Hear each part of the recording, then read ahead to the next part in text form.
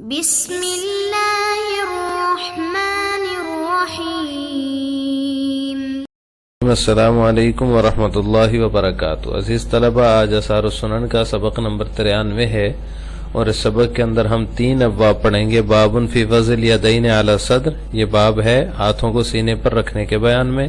اور باب فی وضع الیدین فوق السرہ، اور یہ باب ہے ہاتھوں کو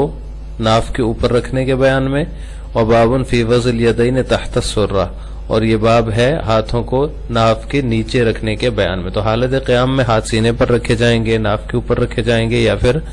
ناف کے نیچے رکھے جائیں گے، کہاں رکھے جائیں گے، ان تینوں ابواب کے اندر یہ بیان ہوا ہے۔ پہلا باب ہے باب فی وضع الیدین علی الصدر۔ اس کے تحت علامہ نووی رحمہ اللہ تعالی نے 3 احادیث ذکر کی، اور ان تینوں احادیث میں یہ بیان ہوا ہے کہ حالت قیام میں ہاتھوں کو سینے کے اوپر رکھا جائے۔ اس باب کی پہلی حدیث ہے عن وائل بن حجر رضی اللہ تعالی عنہ قال صلیت مع رسول اللہ صلی اللہ علیہ وسلم فوضع یده الیمنى علی یده الیسرى علی صدره، رواہ ابن خزیمہ فی صحیحہ وفی اسنادہ نظر وزیادۃ علی صدره غیر محفوظہ۔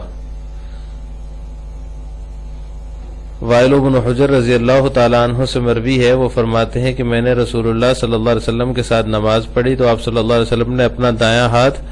اپنے بائیں ہاتھ پر سینے کے اوپر رکھا۔ ابن خزیمہ نے اس کو روایت کیا اپنی صحیح کے اندر، فی اسنادہ نظر، اور اس کی سند میں کلام ہے، وہ زیادۃ علی صدرہ غیر محفوظ، اور یہ اعلی صدرہ کی جو زیادتی ہے یہ غیر محفوظ ہے، محفوظ نہیں ہے۔ یعنی آخر میں جو فرمایا علی یدہ الیسری اعلی صدرہ کی جو زیادتی ہے یہ غیر محفوظ ہے۔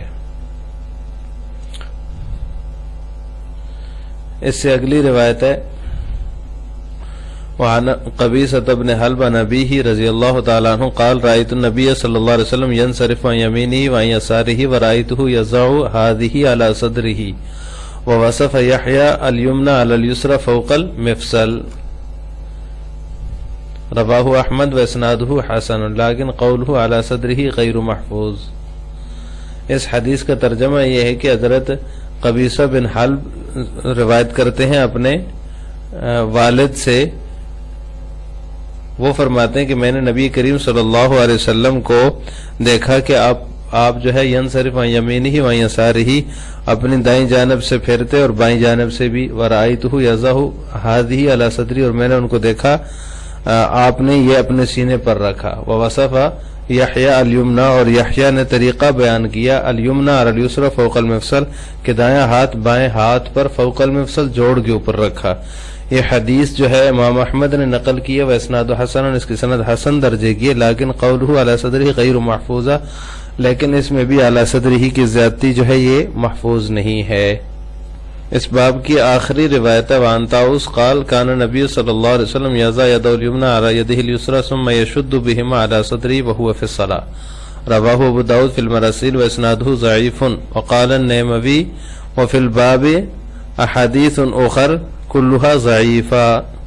اس روایت کا ترجمہ یہ ہے کہ طاؤس سے مروی ہے، وہ فرماتے ہیں کہ نبی کریم صلی اللہ علیہ وسلم اپنا دایاں ہاتھ بائیں ہاتھ پر رکھتے،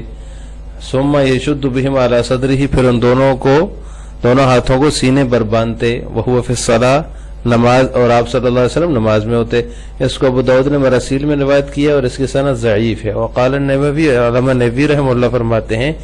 وفی الباب، اور اس باب میں احادیث اخر، اور بھی احادیث ہیں، کلھا ضعیف، جو کہ سب کی سب ضعیف ہیں۔ اس سے اگلا باب تھا باب فی وضع الیدین فوق السرہ۔ اس باب کے تحت علامہ نووی رحمہ اللہ تعالی نے 2 احادیث ذکر کی ہیں، اور ان احادیث میں یہ بیان ہوا ہے کہ حالت قیام میں تکبیر تحریمہ کے بعد حالت قیام میں ہاتھوں کو ناف کے اوپر باندھا جائے گا۔ باب فی وضع الیدین فوق السرہ، یہ باب ہے ہاتھوں کو ناف کے اوپر رکھنے کے بیان میں۔ اس کی پہلی حدیث ہے عن جریر الضبی قال رأیت علیا یمسک شمالہ بیمینہ علی الرسغ فوق السرہ، رواہ ابو داؤد وزیادۃ فوق السرہ غیر محفوظہ۔ جریر الضبی نے کہا، وہ فرماتے ہیں کہ میں نے حضرت علی رضی اللہ تعالیٰ عنہ کو دیکھا کہ انہوں نے ناف کے اوپر بائیں ہاتھ کو دائیں ہاتھ کے ساتھ علی الرسغ، کلائی کے اوپر سے پکڑا ہوا تھا، یمسک پکڑا ہوا تھا، رواہ ابو داؤد، اس کو ابو داؤد نے روایت کی، وزیادۃ فوق السرہ غیر محفوظہ، اور یہ فوق السرہ کی جو زیادتی ہے آخر میں اعلی رزق فوق السرہ، اعلی رزق کے بعد، تو یہ غیر محفوظ ہے، محفوظ نہیں ہے۔ اس باب کی دوسری روایت عن ابی الزبیر قال امرنی عطاء ان اسأل سعیدا ان تكون الیدان فی الصلاة فوق السرہ واسفل من السرہ فسألته فقال سعید فوق السرہ، رواہ البیہقی واسنادہ لیس بالقوی۔ ابو زبیر سے مروی فرماتے ہیں کہ مجھے عطا نے حکم دیا ان اسأل سعیدا کہ میں سعید بن جبیر رضی اللہ تعالیٰ عنہ سے پوچھوں کہ ان تکون الیدان فی الصلاة کہ ان کے ہاتھ نماز میں کہاں ہوتے ہیں، وہ ہاتھ نماز میں کہاں باندھتے ہیں، فوق السرہ واسفل من السرہ، ناف کے اوپر یا ناف سے نیچے۔ فسألتو تو کہتے ہیں میں نے پوچھا، فقال سعید تو سعید بن جبیر رضی اللہ تعالیٰ عنہ نے فرمایا فوق السرہ، ناف کے اوپر۔ رواہ البیہقی، اس کو بیہقی نے روایت کی، واسنادہ لیس بالقوی، اور اس کی سند قوی نہیں ہے، مضبوط نہیں ہے۔ اس کے بعد تیسرا باب ہے باب فی وضع الیدین تحت السرہ۔ اس باب کے تحت علامہ نووی رحمہ اللہ تعالی نے 3 احادیث ذکر کی ہیں، اور ان احادیث میں یہ مسئلہ بیان ہوا ہے کہ حالت قیام میں جب تکبیر تحریمہ کہہ دی تو اس کے بعد حالت قیام کے اندر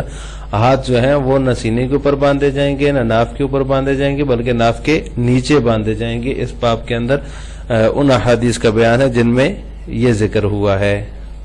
باب فی وضع الیدین تحت السرہ، یہ باب ہے ہاتھوں کو ناف کے نیچے رکھنے کے بیان میں۔ اس کی پہلی حدیث ہے عن علقمۃ بن وائل بن حجر عن ابیہ قال رأیت النبی صلی اللہ علیہ وسلم یضع یمینہ علی شمالہ فی الصلاۃ تحت السرہ، رواہ ابن ابی شیبہ واسنادہ صحیح۔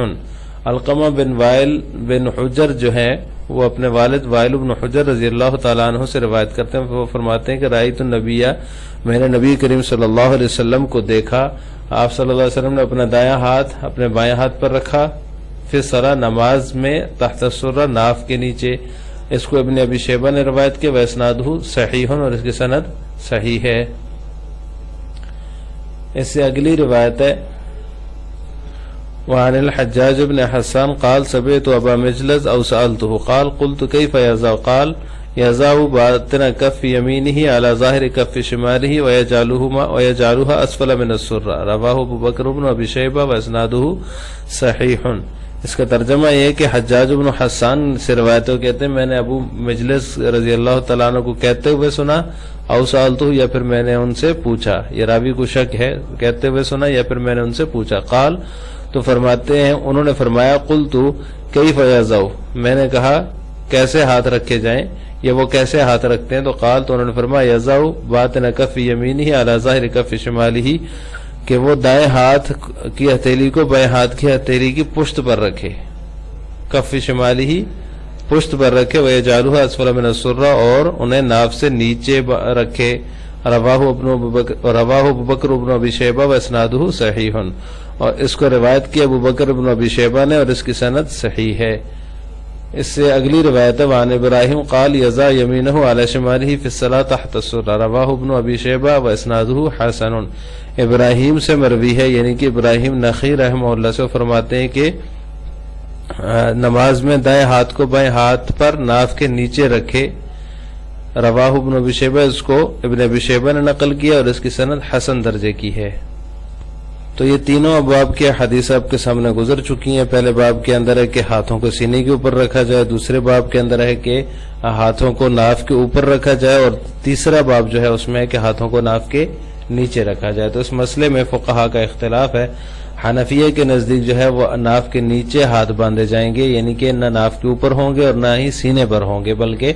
ناف کے نیچے ہاتھ باندھے جائیں گے۔ تو دلائل یہی آخری باب جو گزرا ہے باب فی وضع الیدین تحت السرہ، اس کے اندر تمام حدیث صحیح ہیں، یہی ان کی دلیل ہے۔ اور دوسرا مذہب ہے شوافع اور مالکیہ کا، ان کے نزدیک سینے کے نیچے ناف کے اوپر باندھے جائیں گے، یعنی نہ سینے پر باندھے جائیں نہ ناف کے نیچے باندھے جائیں، بلکہ ناف کے اوپر ہاتھ باندھے جائیں گے۔ دلائل میں احناف کی دلیل جو ہے وہ احادیث باب ہی ہیں، کہ جس کے اندر تین احادیث ہیں تحت السرہ والی، اور ان تینوں احادیث جو ہے صحیح ہے۔ پہلی حدیث صحیح ہے، دوسری بھی صحیح، اور تیسری حسن درجے کی ہے۔ تو لہٰذا اس وجہ سے احناف فرماتے ہیں کہ ہاتھ جو ہیں وہ تحت السرہ یعنی ناف کے نیچے باندھے جائیں گے۔ فریق ثانی جو ہے شوافی اور مالکیہ وہ فرماتے ہیں کہ سینے کے نیچے اور ناف کے اوپر، نہ سینے کے اوپر اور نہ ناف سے نیچے بلکہ ناف کے اوپر ہاتھ باندھے جائیں گے. تو ان کی دلیل جو ہے وہ جو گزشتہ باب ہے، بابن فی وضع الیدین فوق السرہ، یہ بابن فی وضع الیدین تحت السرہ سے پہلے کا جو باب ہے، اس کے اندر جو احادیث ہیں جن کے اندر فوق السرہ کے الفاظ ہیں کہ ناف کے اوپر ہاتھ باندھے جائیں، تو ان سے وہ استدلال کرتے ہیں اور استدلال کر کے کہتے ہیں کہ ناف کے اوپر ہاتھ باندھے جائیں. لیکن ان کے بارے میں علامہ نبوی رحمہ اللہ تعالی فرما چکے ہیں کہ وفی الباب احادیث اخر کلھا ضعیف ہے، اس باب کے اندر اور بھی احادیث ہیں لیکن سب کے سب ضعیف ہیں، اس وجہ سے ان سے استدلال نہیں کیا جا سکتا. جبکہ احناف کی جو دلیل ہیں، جو احادیث ان کا مستدل ہیں، وہ احادیث جو ہیں وہ ساری کی ساری صحیح ہیں یا حسن درجے کی ہیں، تو لہٰذا احناف کا مذہب جو ہے وہ راجح ہوگا. آج کے سبق کا خلاصہ یہ ہو کہ ہم نے ابواب صفت الصلاۃ کے تحت جو مذکور ہیں، بابن فی وضع الیدین علی الصدر، بابن فی وضع الیدین فوق السرہ اور بابن فی وضع الیدین تحت السرہ، ان تینوں ابواب کی 8 احادیث کا ترجمہ، تشریح اور ایک فقہی مسئلہ کہ ہاتھ کہاں باندھے جائیں گے، سینے کے اوپر، ناف کے اوپر یا پھر ناف سے نیچے. تو ان تینوں جو ہے وہ صورتوں کی، ان تینوں ابواب کی ہم نے تفصیل پڑھی ہے اور اس مسئلے کی ہم نے تشریح اور تفصیل پڑھی ہے. آخر میں آپ سے 2 سوال ہیں. پہلا سوال ہے کہ احناف کے ہاں ہاتھ کہاں باندھے جائیں گے، احناف کس کو مختار اور زیادہ بہتر سمجھتے ہیں، اس کا جواب آپ نے کمنٹ باکس میں دینا ہے. نمبر 2، سینے کے اوپر یا ناف کے اوپر ہاتھ باندھنے کی جو احادیث ہیں، ان احادیث کا جواب کیا ہے. علامہ نبوی رحمہ اللہ تعالیٰ نے اس کا جواب دیا ہے، جس کا ہم نے ذکر کیا، اس جواب کو آپ نے کمنٹ باکس میں بتانا ہے کہ وہ جواب کیا ہے. السلام علیکم ورحمۃ اللہ وبرکاتہ.